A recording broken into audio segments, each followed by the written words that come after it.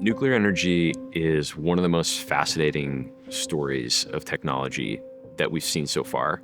So you have what's called a fissile isotope. A fissile isotope is an atom that's particularly unbalanced and is able to split when you bombard it with a thermal neutron. So a thermal neutron is a neutron in the low energy spectrum. It's moving slow enough that if it contacts a fissile isotope, it has a certain chance of splitting and producing both heat and more neutrons. So the basic concept is to put uranium in a core and start the nuclear reaction. And hopefully these neutrons will contact other atoms, which will split, create more neutrons, contact other atoms, split, and you have a sustained chain reaction. The interesting thing about American nuclear energy, it was actually born of the Manhattan Project, of our nuclear weapons program. And this had come off of decades of research around radioactivity, around even just the structure of the atom, how it worked. And we're going right into World War II. So immediately people realized, wow, this is extremely powerful. Can we turn this into a weapon? In the Eisenhower administration, he had a program called Atoms for Peace. We've developed this awful technology, but we can also use it for good. And so let's go figure out how to use this technology for good by producing a ton of power. The AEC helped promote that. So it started essentially in 1938. This is the first time we did actual nuclear fission for the first time. And what's shocking is that to go from the very first atom split in 1938 to the very first nuclear reactor was about 5 years.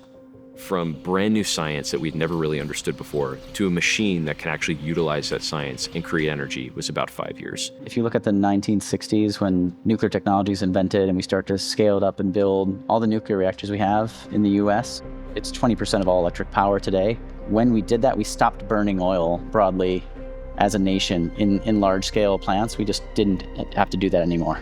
And then all that oil went into transportation. Right, it fueled the ability for people to just have a car and drive it around, which totally changed the way cities were designed. The first artificial nuclear reactor was built in 1942 at the University of Chicago. It's called the Chicago Pile, and it was built by Enrico Fermi in 15 days and turned on the next day. And they just did it like under the bleachers at Stadium.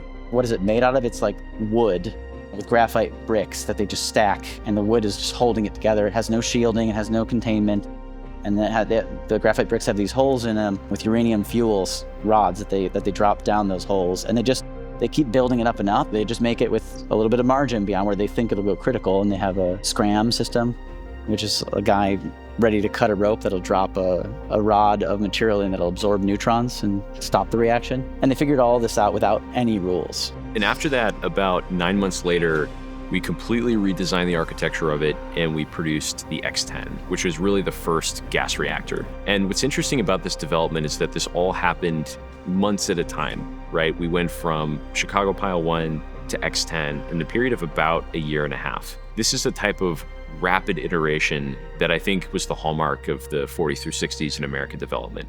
And by the time we were in the mid-60s, we were producing dozens of nuclear reactors all over the United States, and they were working phenomenally well. The rules were that they were scientists, that they were careful, they were thorough, they were getting critical review from their peers, but there wasn't anything saying, here's how you build a reactor, here's what you can do, here's what you can't do.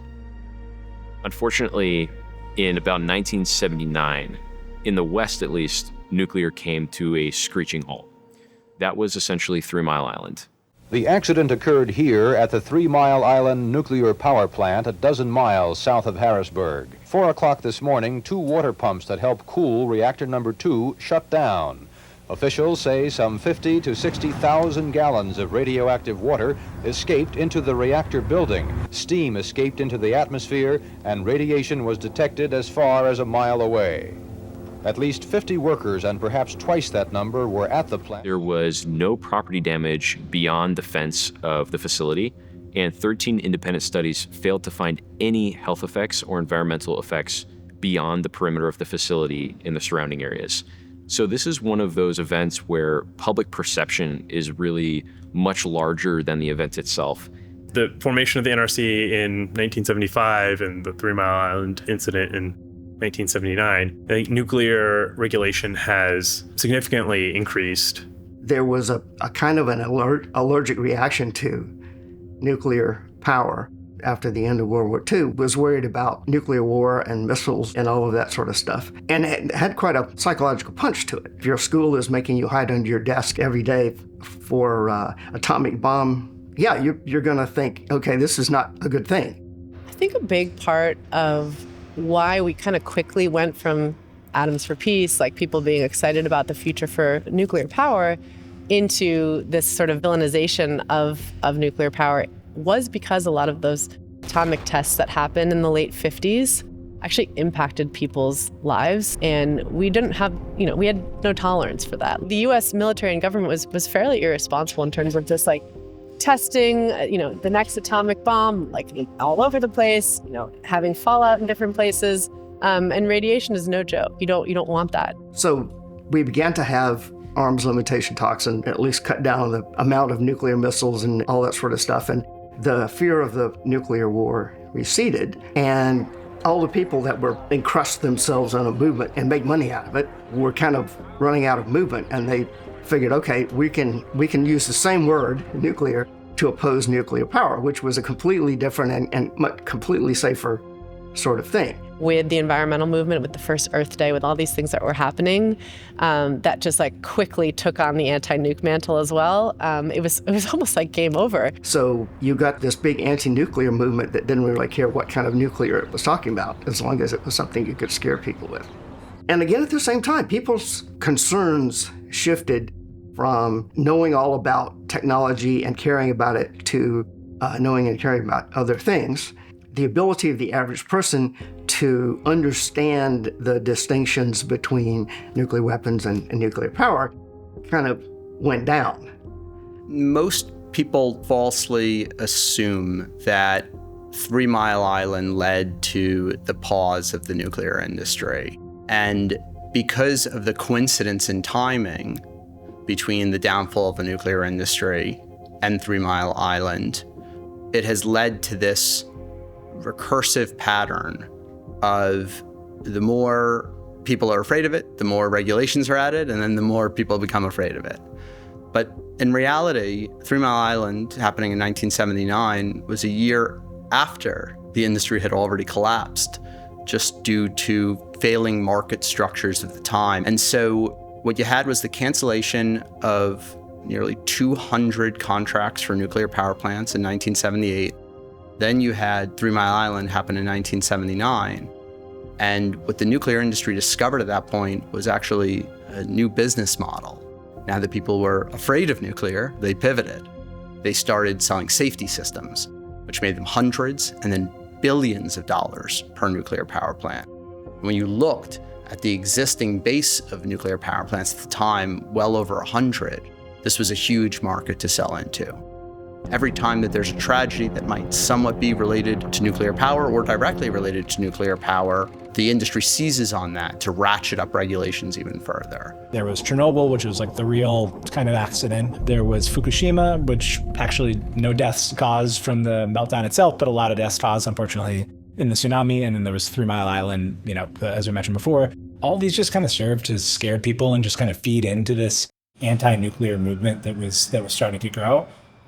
Then the economics piece happened. They're expensive. Then we forget how to build them. With the public health and safety in mind, we're trying to do a good thing, but you keep adding rules that never go away, right? They don't expire. And so you end up with this like overcomplicated thing where you don't really have anymore what you want. And now a person who is capable and intelligent and diligent and wants to build something great for the world has to go through an unpacking of like 70 years of regulations that like are from before they were born. And so they don't make sense. A set of rules won't consider really drone attacks or like cybersecurity. Like the things I'm actually worried about they're not even in there. And so we have to sort of make up those rules that we actually care about so we get an actually safe system. What we're seeing in China is remarkably different. 27 reactors in process right now. They are moving quickly. They have a different setup, right? They are a centrally organized, sort of more nationally oriented government, society that can allow you to do these like big infrastructure projects more effectively. What I think the US needs, since it doesn't have that kind of national mandate, we're going to like federally build these things, is we need to see regulations stripped away. At one point when we had nothing, it was super beneficial, right? It's like, oh, people are thinking about the air pollution they're causing and like, the massive quantities of species they're killing or whatever. We're at the point now where it's gone far too far. We're just hamstringing ourselves. Let's figure out the financial incentives too. Like, we want people, this is a capitalist society. Let's get people to be able to make money off of this. I'm actually very bullish about kind of the big tech giants and their interest in AI, because they're going to have to be figuring out where to get their energy from. And a lot of them are oriented towards clean energy. They have, emissions targets they want to hit. And nuclear is just so well positioned, right? It's 24/7, 100% clean. That could be the answer here to how we kind of restart some of the nuclear power plant build out in the US.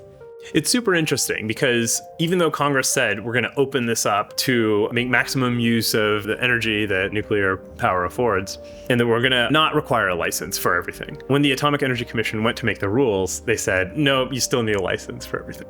And so they basically ignored the directive of Congress, and they kept a stranglehold on it. We had a technology that was going to be the next step.